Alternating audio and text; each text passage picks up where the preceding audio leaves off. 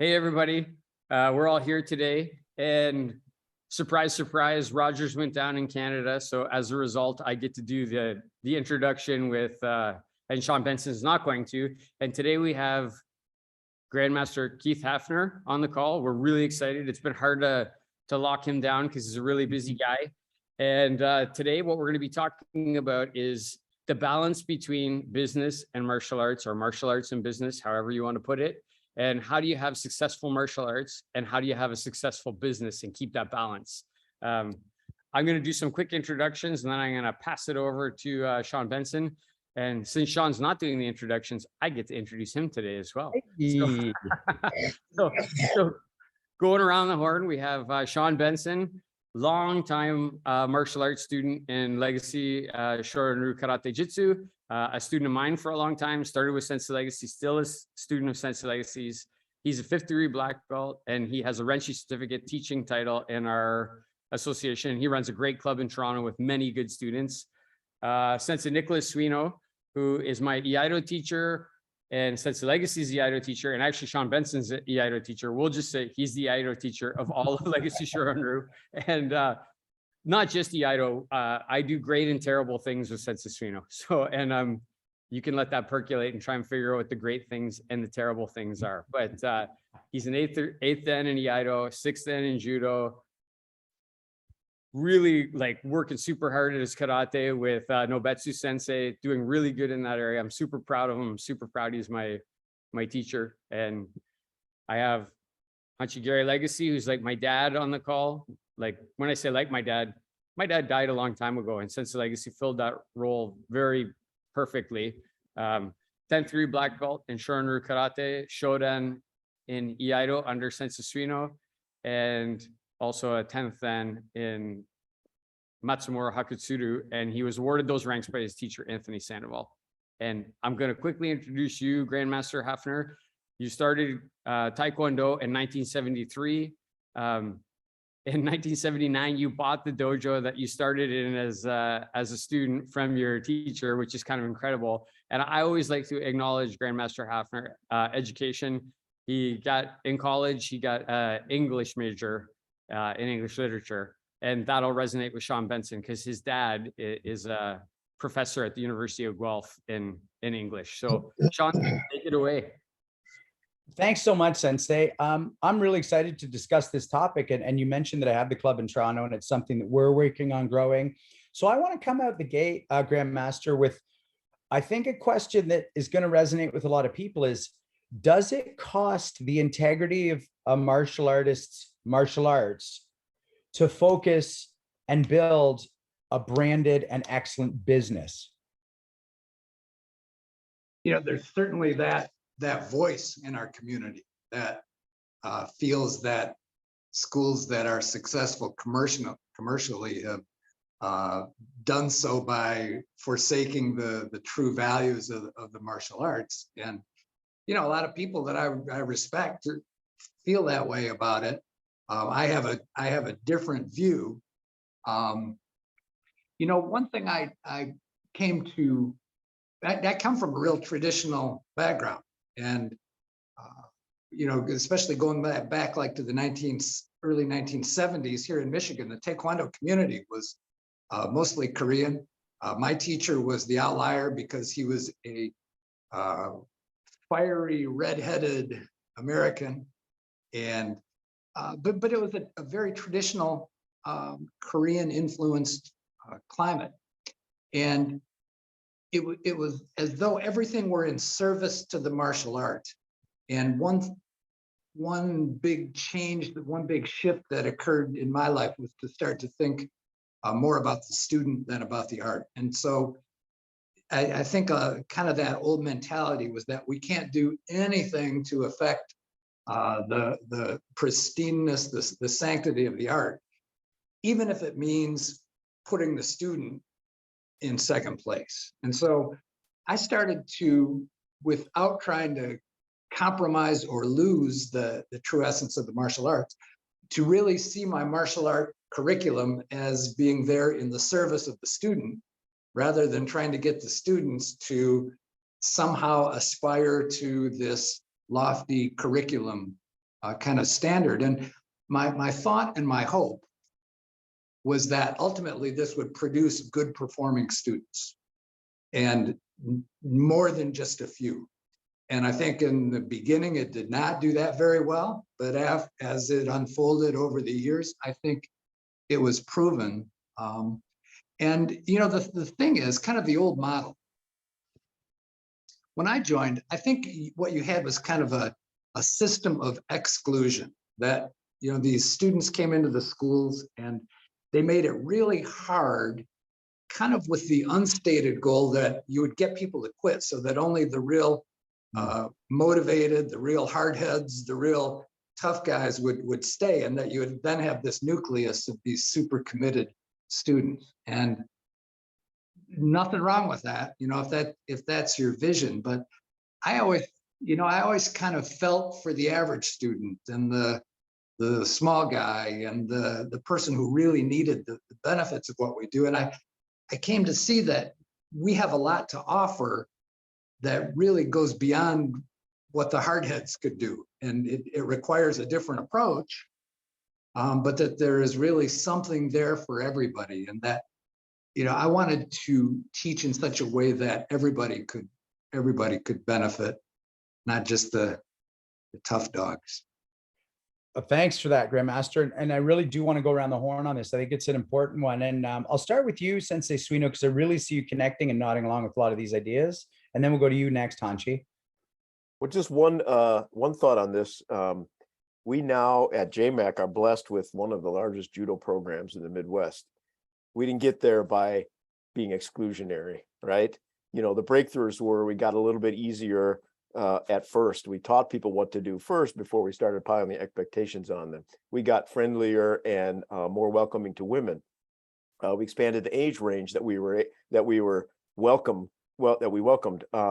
And as a result, we have a great program. And I want to get back later to what you said, Grandmaster, about not producing great martial artists at first, but eventually. I feel kind of the same way. When we have a cadre of really exceptional martial artists, and then we have some people that really love it, but they'll probably never be in the Olympics. Yeah. Thanks, Sensei Suino. Hanshi, legacy? I believe that you can have a good karate dojo and a good business as well. Just to make it very simple, you take care of your karate on the mat and you take care of your business in your office.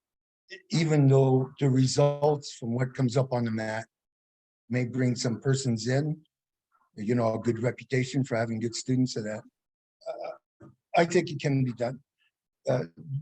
Just in a short, more laughable thing is I myself was never really good at business. And that's probably why I'm not really well known like this, like Keith, you know. So looking at him and hearing about Sensei, I really think it can. And you have Sensei Suino, it's a huge success. And I was the one who picked him out as the Iaido instructor, and there were, I'll just say, higher ranking, but they didn't have that fine quality. So I went after the quality. So, you know, what I'm saying basically is if you do good on your mat and you do good outside, or don't do good outside of your mat, those, I believe, are two different things. Sensei Dofat? I have so many thoughts swirling around in my head as we're talking about this. Like, yeah. So thank you for that, Grandmaster Hafner, for, like, you know, the best thing you could do for somebody is to make them think, and you've already done that in the first couple minutes of this conversation. So, you know, Sean, you've heard me say this a lot of time. Every student who comes in here, I throw a bucket of water at them, and that bucket of water is the art. And they get to decide how wet they get. They either stand in front of the bucket of water and just get like doused in it, or they jump out of the way and a couple of drops hit them, but it's the same bucket of water. It's the same art. And so I guess I don't have any problem with this art being great for every student who comes in, as long as I'm not changing the art for the business. And that's my vision. right? And I guess Grandmaster Hafner, I'm probably one of those nod heads that you're talking about before, like, Sensei Suino's laughing. So, and Sensei Benson is too. So they know I am one of those nod heads. But I will say, to my own defense, I have lots of kids in here and lots of women and people with disabilities, but I still try and teach them the completeness of the art. And I try and make sure that my bank account isn't growing at the expense of the martial arts. And I'm not saying you do that, Grandmaster Hafner. I'm just saying that's my philosophy, right? Sure. Yeah. Benson, what do you think? For me, the one thing I want to pick up is what you talked about the weeding out just by going, hey, we want you to quit. And that's something that, Sensei Dauphin and I've talked about this a lot. The first student I've had who stuck it out to black belt came with all the tools, toughest guy, easiest guy to teach. And I would love to be able to just make everyone quit who's not like him, because then my life would be easy and I'd look like the best sensei ever. And as I've had more students come through who don't have, 97 out of the 100 tools the way he did, it's been fantastic. And it's what's let my club grow. And so I think it's harder. And I think it would be way easier to make everyone quit who isn't 10 out of 10 out of the gate. But I don't think that's what we're here for. And then I'm just hearing, great, the more people I'm willing to engage, regardless of what they show up with, the more my business will grow. The more I will end up with a club and then as soon as that one person who doesn't look like a typical 1970s karate man, they'll be attractive to someone in a way that I might not even be as a yellow belt. I think it really causes us to have to sort of choose a path. And here's what I mean. If you could have a student who performs at a really high level, or you could have a student that does not perform at such a high level, but they have really benefited from what you've taught. They have really acquired tools like focus and courage and confidence and self-control, things that they need out there in the real world, but they might not be a top performer. My heart began to move more toward that person. And so I became more concerned about how much people benefited from what we did rather than how they looked when they were doing it. And again, with the hope that eventually they would start to be at least competent performers too. But we've all seen really talented people that could perform at a high level who internally had not benefited, had not become humble, had not become focused and disciplined. And I started to nurture this idea that it was really about how much you care.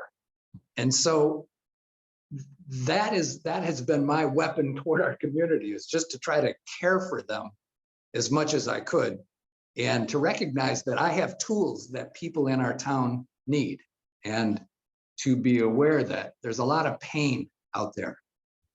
House by house, you go through and there's fear and stress and pressure and bad relationships and people that are addicted to things and people that have no joy and no purpose. And I came to see that I have tools that they would benefit from. It'd be like if I were a dentist and I moved to a country where everybody had bad teeth and I had a truckload of toothbrushes and toothpaste. I would feel that it was my mission to teach them how to avoid the pain they were having. And my love for our town, I think, really became the overriding philosophy that I had. And I wanted to develop a machine, in other words, my business, that would empower me to take those benefits to as many people as I could, because I love them and I cared about them. And we've turned out some really good performers. I'm not saying I don't aspire to that. I don't admire that, but I became way more concerned about how much somebody was benefiting from what we were doing and applying those benefits out there in the real world than I was trying to make sure that we only worked with people who were super great physical performers. So without getting too specific, and I've got two other questions I really want to get into, but how then do you decide what to charge? Because, why not just work a day job and then give that for free and be the monk who's, I'm asking metaphorically, not quite literally, but at what point do you go, but this is still practical, needs space, X amount, or I'll sacrifice to make sure everyone does get my dentistry? Yeah. Grandmaster I- Hafner, I'm a- can I add something to that before you start answering it? Because one thing that's in my mind, because I went to school for history, I studied a lot of Japanese history. And let's not forget that, if you go back to the 1200s, 1300s, 1400s, those people that we idolize, those samurai, those people who, there was digits flowing into their bank account because of the art that they did. They weren't that monk or that Buddha that you're talking about, Sean. They were actually deriving huge amounts of money for the art that they could actually do. So I'm not saying Grandmaster Hafner does that. I definitely don't, but this is something that has existed before our time. So I just want to point that out. It's a thought I'm having. I'll give you another connection that's kind of historical like that.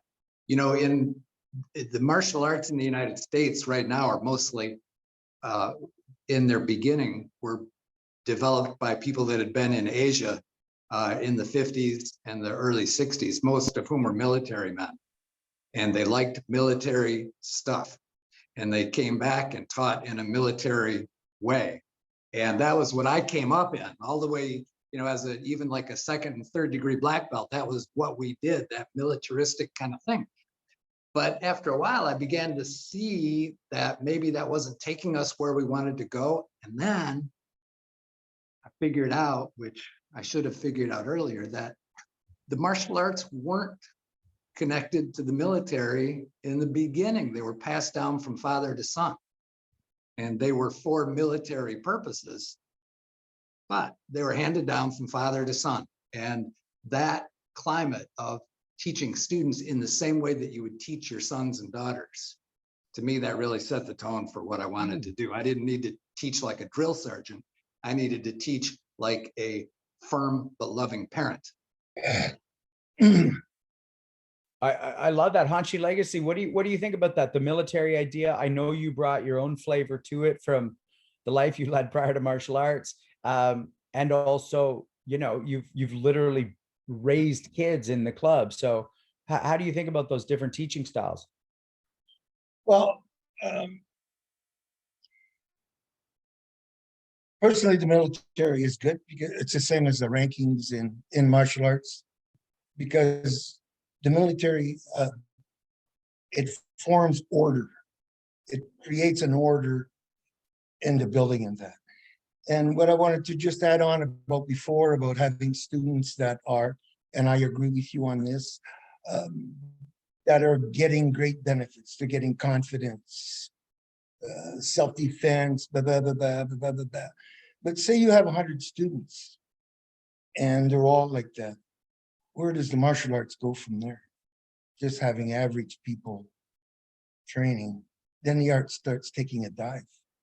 You have to produce, in my opinion only, I'm trying to give back to martial arts, and the way I feel that I'm doing that is by creating good students that are better than myself, so that the art becomes better. Mhm. If I am so selfish that I don't want my students to become better than me, then the art starts taking a dive. Yes, sir. That is my, after gaining all the things that I appreciate for martial arts, that is the way that I seek to give back, to help all those persons that need the help, the self-confidence, but also better than that, to make sure that in the future, there are people who can do that. Yes, sir.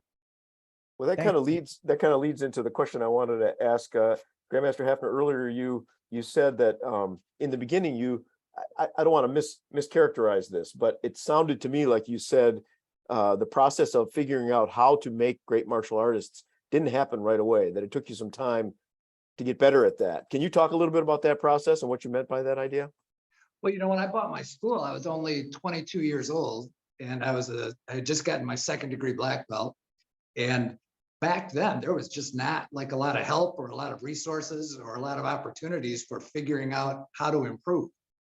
And so I just did what I had been taught and tried to do it as well as I could. But then as the years went by, I began to plug into different networks and different training opportunities and different business opportunities that would show me how to do that. And because we had been a fighting school, and that was really the only criteria, in the first 10 years of what I did was how well you could fight.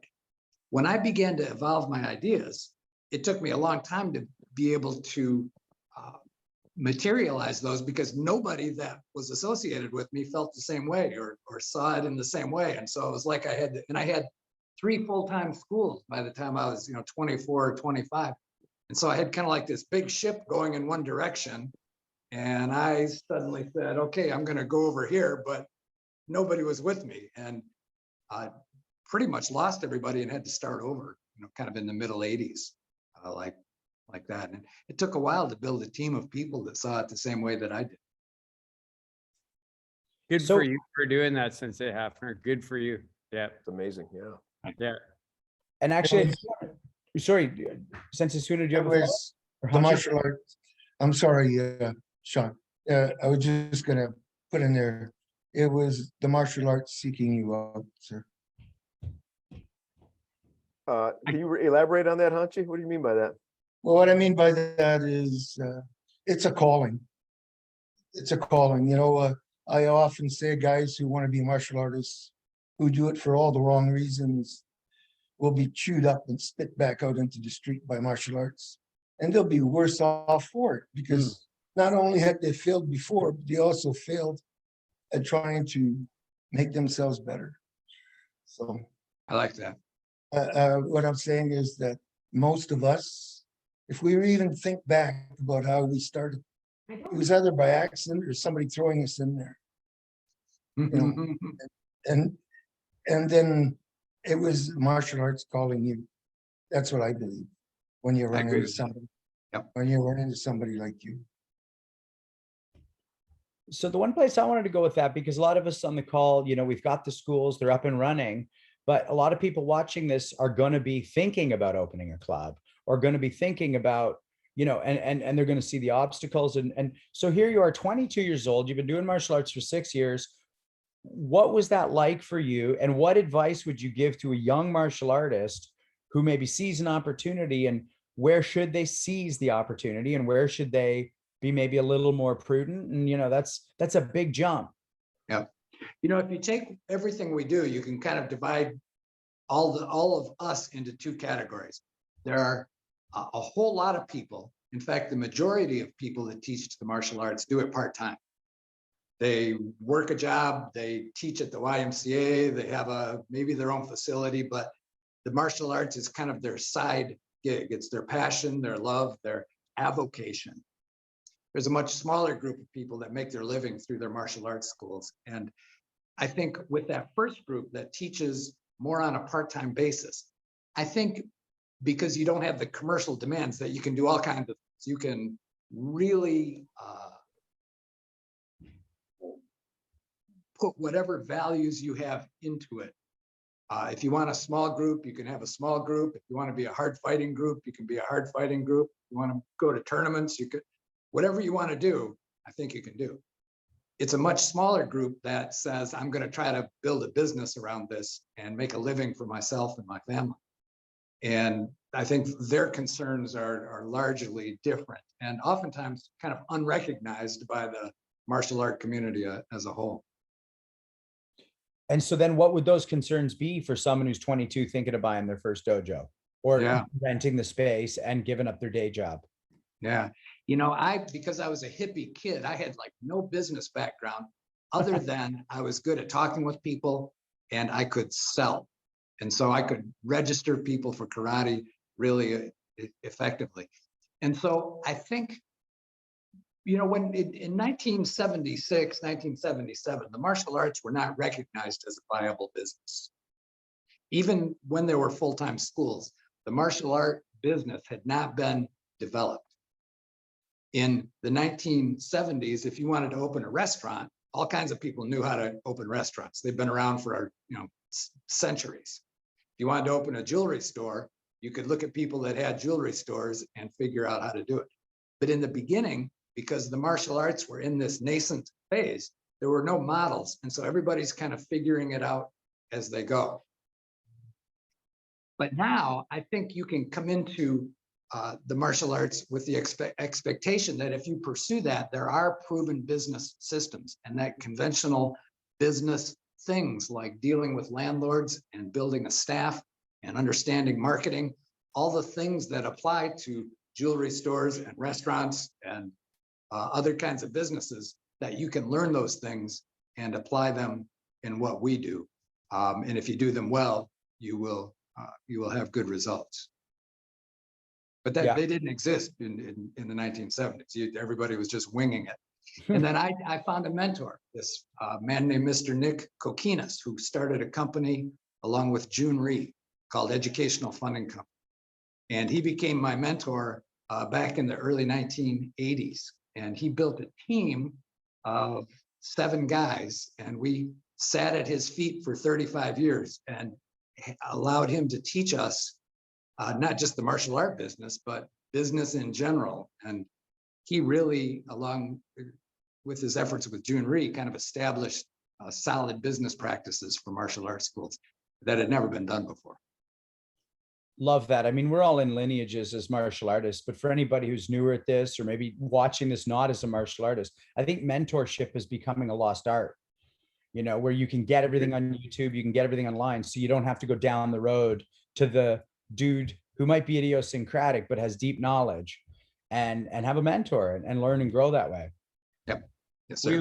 We like to call them senseis. Yep. 100%. Okay, here's a bit of $1 million question for 2022. From your perspective, can you open a club that runs 7 days a week and that sustains itself and your family by just offering one martial art? Yes. Do you mean to whatever you teach to intentionally not bring in things from other styles? Well, fundamentally what I mean is like an MMA club or a club that has, judo in the morning and karate midday and yoga at night, fundamentally just to sustain the student base and the space. Is there a point at which you would sort of tap out all the karate people who are going to come, and therefore you might need to offer some more programming? Or do you think you can really sit in a single center for that many number of hours of paying students needed? Yes, I do. I don't think so. When I was coming up in the martial arts, and what my teacher taught me was that style mattered a lot.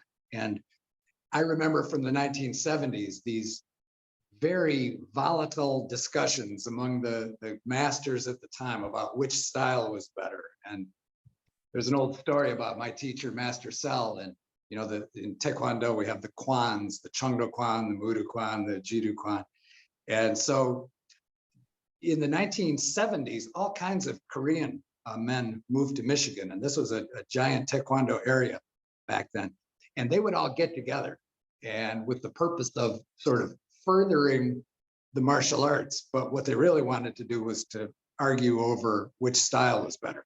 And that was what everybody talked about, was which of these kwans were better. And style mattered a lot back then. And there was this atmosphere of secrecy in the martial arts, that you didn't share ideas. You didn't go train at a different school and find out what they knew. And you didn't let other black belts come into your school. And those walls were not conducive to having the martial arts be respected in the community. And when those things started to break down, when instructors started talking to each other and developing supportive relationships with each other, I think that was what allowed people to kind of recognize us as a potentially positive thing in a community.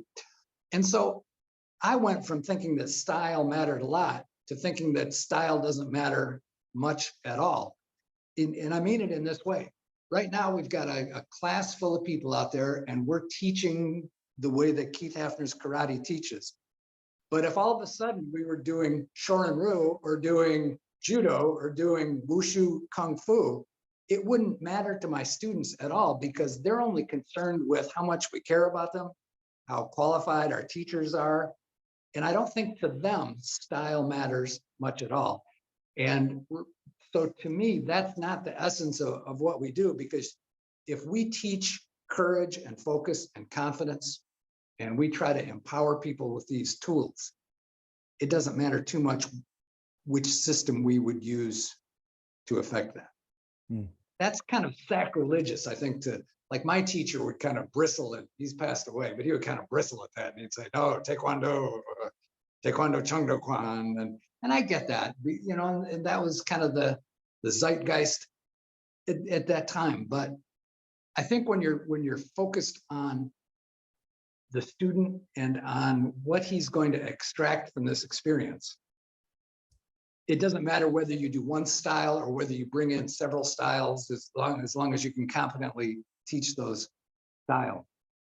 And I think that's really what's going on in the United States in the martial arts, is that the walls between the styles have come down, and that people think, oh, okay, I like that from Sensei Nick's style. I'm going to teach a little of that, or I'm going to bring in a weapon, or we're gonna teach some boxing techniques, or, you know, like right now we're a Taekwondo school, but we want our students to know how to grapple a little bit. And we're not a great grappling school by any stretch of the imagination, but it serves us well with our students. And we're not what you'd call a super weapons school, not certainly like Sensei Nick, but we want our students to have a little bit of that in here, because we're trying to get them to love it. We're trying to get their spirits engaged in this. And so we don't care all that much about style anymore, even though, you know, we have a style, we belong to an association, I have a rank within a style, all that. But if I see it and I like it and it works and I think it would benefit our students, it's coming in. And at the same time, there are parts of Taekwondo, Chungdo Kwan I don't like, and I kick them out. If I don't think that these serve our students well, I don't want to spend any time with our students learning. Thanks, Grandmaster. I'd love to go around the horn on this. I want to start with you, Sensei Dauphin. You know, you're growing this wonderful dojo in Kitchener, and you've got different programs. What do you think about singularity or expansiveness in terms of the business side?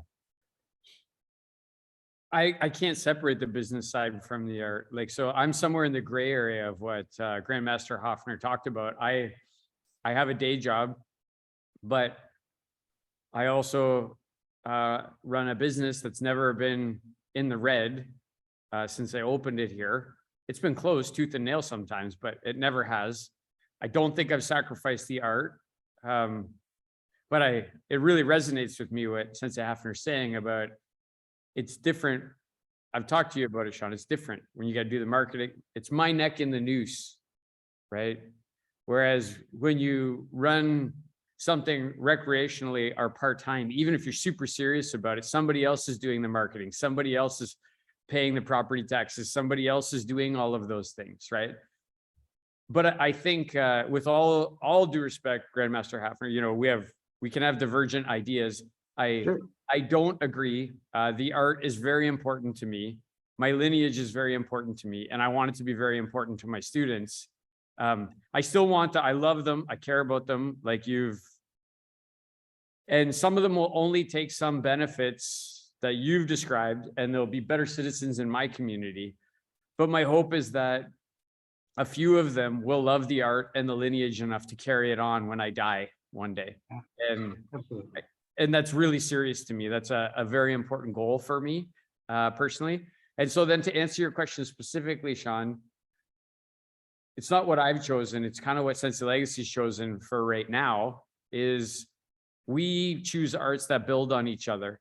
And I think they need to build on each other when it comes to the spirit of the dojo and what you're trying to do. So what I say there is, if an Iaido student in my dojo transitioned to karate, they wouldn't find things a lot different about the way the instructors instruct, the lineage, the history of where it came from. And I'll be honest with you, Sean, one of the things I've really struggled with in taking up a new martial art is the culture of that art, right? Mm. Like I really struggle with the fact that when I go to a BJJ class, people put their hands on the floor or they're laying on their side with their hand on their head while the instructor's teaching. I really have a hard time with that, right? And I think that wouldn't balance itself well in here, in this business or in this art. And so I'm going to stop at that, but those are my thoughts. Right on. Thanks, Sensei. Sensei Suino, you know the question. What are your thoughts on it as someone who offers different arts? Keep the rooms full. You know, I started as somebody who wanted to keep training in the things I learned in Japan. That was the original goal. And Grandmaster Hafner and I talked about this over coffee a month or so ago. I wasn't particularly successful at first, but I began to realize that to do something over the long term, it's very difficult to have to feed it all the time. It's much better when that thing feeds you.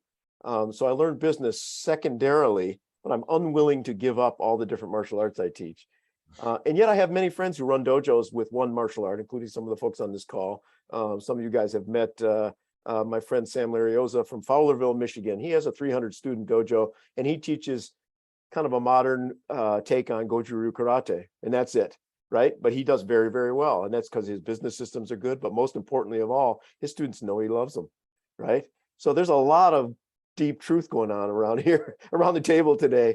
I don't think they're incompatible. I just do what I love, and I can't give them up, right? I'd give up the business before I gave up the martial arts. Happily, I don't think I have to do that. Right on. Hanshi Legacy, I want to ask you sort of two questions. One is, just about the business in relation to style. And also, if you were, 25 and starting a business today, would you add in other martial arts or would you just do 6 days a week, Shorin-ryu? Well, because I'm a different animal, I'm going to contradict myself a little bit.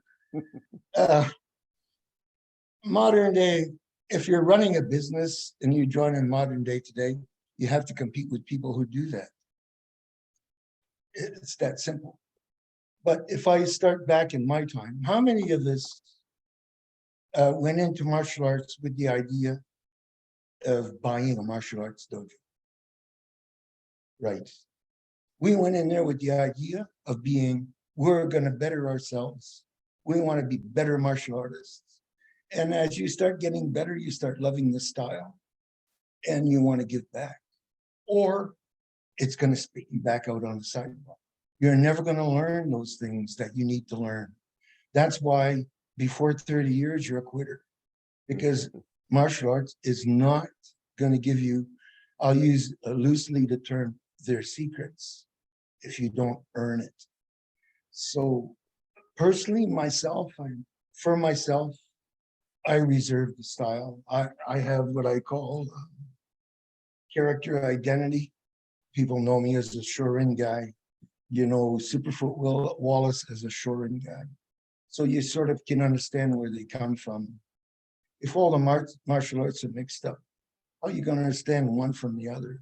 You're all going to run into each other.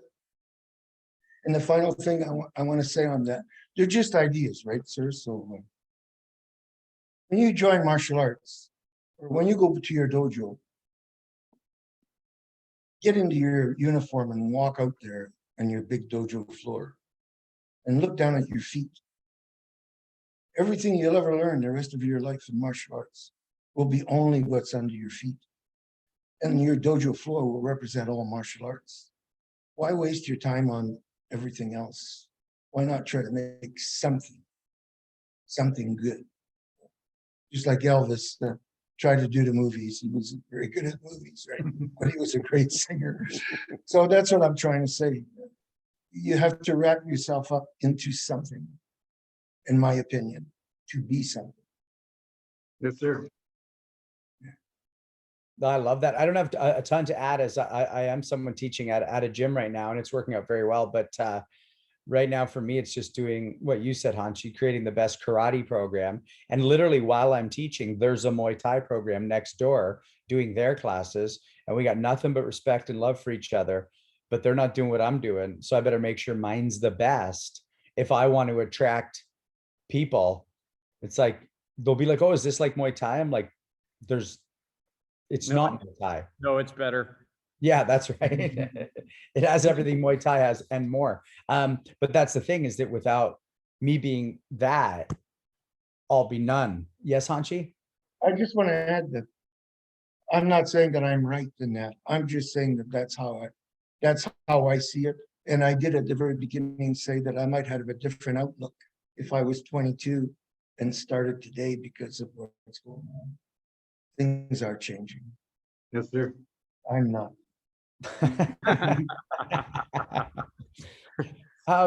Again, Grandmaster, I want to make sure that this is like as amazing as possible for people listening in terms of what they can take away and maybe learn from. So you buy your club in 1979, it's 2022. What are the greatest hardships, obstacles, pitfalls that you've been through? And what are some shortcuts you might throw out? Again, it's obviously only based on your experience, but maybe don't do this, or maybe make sure your insurance is in place before you add a stove, or, you know, what is that for you? Yeah, I think one piece that is frequently overlooked is the marketing piece. And I think running a full-time school with a staff requires a lot more marketing expertise than most people can understand in the beginning. And it is not just that you have to be skilled in marketing, but that you've got to be nimble and ready to change. And one of the challenges I had, for example, is in the beginning, I was really bad at marketing. And then I studied and invested and did all kinds of things to build up a tremendous amount of marketing skill. And then the whole universe of marketing changed about 10 years ago, or maybe a little bit more. And everything that I did, not only did it not work anymore, it didn't even exist anymore. The very newspaper that I developed so much skill in advertising in, the paper itself didn't exist. The cable TV channels didn't exist anymore. And so you've got to develop that marketing, and then you've got to continue to remain current in that. And so I think that's the piece that I see a lot of people struggle with, is that they're good on the mat. They're good at getting along with other people. They have started to build a team, but they're not good at the marketing piece. So let me ask you, and then I do want to go around the horn on that same question. What do you see as the most effective way to market? And what do you see as the least effective way to market, where people are kind of wasting their time or spinning their wheels? I think you've got to have good skill in the technologies of the time. But I think even more than that, you've got to have something to say, and you've got to be a person who can articulate the benefits, the whys. Why do we do what we do? How will this benefit you? And I think with that kind of vision in mind and some knowledge of the platforms of the day, I think you're in good shape. But a lot of people, even among those who understand, for example, the digital things, a lot of them just don't have anything interesting to say to their community. And I think they've got a little bit of work to do. Thanks for that. And before we do go around the horn, we may not have time for that, but I know Hanshi has a question he wants to ask. Hanshi Legacy? I just wanted to know, because I actually don't know. I just wondered if you could give us a very brief history from today backwards in Taekwondo. How it evolved into being Taekwondo. Well, Taekwondo started before it was called Taekwondo. When my teacher started in the 1950s, what they called it was Tae-Sudo. And you had Tung Sudo also as kind of a competing system. And I will say, Hanshi, this is not I'm not a real historian of this. I just kind of know what my teacher told me and the little bit of research that I've done. But in the late 1950s, the Korean leaders got together and decided that they wanted to brand those martial arts differently. And so they took the Tae-Sudo people, and that included Subak-do and Kwanbap and some of these other things. And they combined that with the Tung Sudo people and created a martial art with a new name, which was Taekwondo, that then splintered into these original 5 Kwans. And then the formation of the World Taekwondo Federation and the International Taekwondo Federation. And then that existed for quite some time. And I think In the recent years, as far as Korea is concerned, they've done away with the Kwan system, to the best of my knowledge, but they still have this ruling entity at the Kukiwan. That pretty much summarizes my. We've got, we kind of know who our leaders are going back like to the 1920s. You had Wan Guk Yi, and then who taught Un Kyu Yum, who taught Heyman Pak, who taught my teacher, Edward Sell, who taught me, is kind of our family tree. I was familiar with Master Cell. I would just want to ask, is Taekwondo, is the word do Korean? Well, the word do means in Taekwondo, it means mind or way, but it's common, I think, to other martial arts from Asia. Yeah, The Japanese certainly use it in the. of And again, course. sure, this isn't my area of expertise, but Yeah, I was just trying to see if there was a lead in because of the do word. And it just so happens that there are 5 katas almost like Shorin or Shotokan with the 5 Pinan katas. And a lot of times when we look at the Taekwondo stuff, and I'm not quite sure of everything, I just trying to see if there's a relationship where it somehow had crossed over from Okinawa, Japan. yeah, I think Un Kyu Yum started in Okinawa. And I will say about Taekwondo is that I think it's a mutt among the purebreds of the martial arts. It's cobbled together. It's not seen as being a pristinely pure thing the way that some of the other styles are. I think in Taekwondo, I think they've kind of, or in Korea, they've kind of disrespected Taekwondo and not kept it with the same care that some of the other countries have with their martial arts.